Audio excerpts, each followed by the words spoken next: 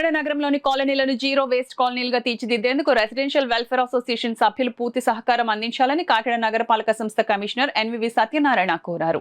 నగరపాలక సంస్థ కార్యాలయంలో నిర్వహించిన సమావేశంలో వివిధ కాలనీల అసోసియేషన్ ప్రతినిధులతో కమిషనర్ చర్చించారు. ఈ సందర్భంగా ఆయన మాట్లాడుతూ స్వచ్ఛ సర్వేక్షణ అవార్డు 2025లో కాకినాడను ఉత్తమ స్థానంలో నిలపడం లక్ష్యమని తెలిపారు. గతంలో స్వచ్ఛ సర్వేక్షణ ర్యాంకింగ్స్ లో 178వ స్థానంలో ఉన్న కాకినాడ సమిష్టి కృషితో ప్రస్తుతం 34వ స్థానానికి చేరుకుందని చెప్పారు. ఇదే ఉత్సాహంతో ముందుకు సాగితే సింగిల్ డిజిట్ ర్యాంక్ సాధించడం సాధ్యమని విశ్వాసం వ్యక్తం చేశారు. స్వచ్ఛ సర్వేక్షణలోనూ అవార్డు వచ్చే విధంగా ప్రతి ఒక్కరూ భాగస్వాములై ప్రతిభ చూపాలని పిలుపునిచ్చారు. నగరాన్ని అందంగా తీర్చిదిద్దడంలో భాగంగా ప్రధాన రహదారుల వెంట గోడ చిత్రాలు వేయాలని సూచించారు. గోడ చిత్రాల ద్వారా కాలనీలకు శుభ్రతతో పాటు ఆకర్షణీయమైన రూపం వస్తుందని అన్నారు. అలాగే చెత్తను ఎక్కడ పడితే అక్కడ వేయకుండా మూట కట్టేసి కాలనీల్లోనే ప్రత్యేకంగా ఏర్పాటు చేసిన యూనిట్లో నిల్వ చేసి వారానికి 2 సార్లు సేకరణ చేయాలనే ప్రణాళికను వివరించారు.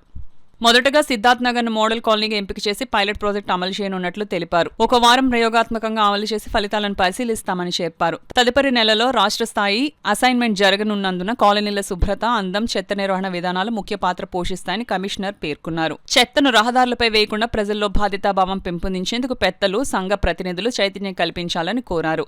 25 కాలనీల ఈ విధానాన్ని సమర్థవంతంగా అమలు చేస్తే స్వచ్ఛ సర్వేక్షణలో కాకినాడకు ప్రత్యేక గుర్తింపు దక్కుతుందని అన్నారు.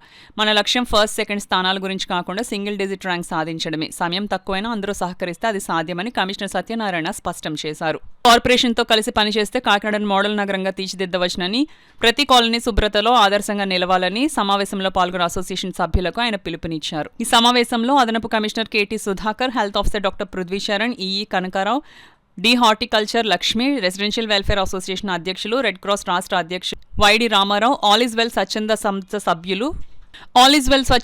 సభ్యులు కిషోర్, కాకినాడ నగరంలో గల 28వ రెసిడెన్షియల్ వెల్ఫేర్ అసోసియేషన్ సభ్యులు పాల్గొన్నారు.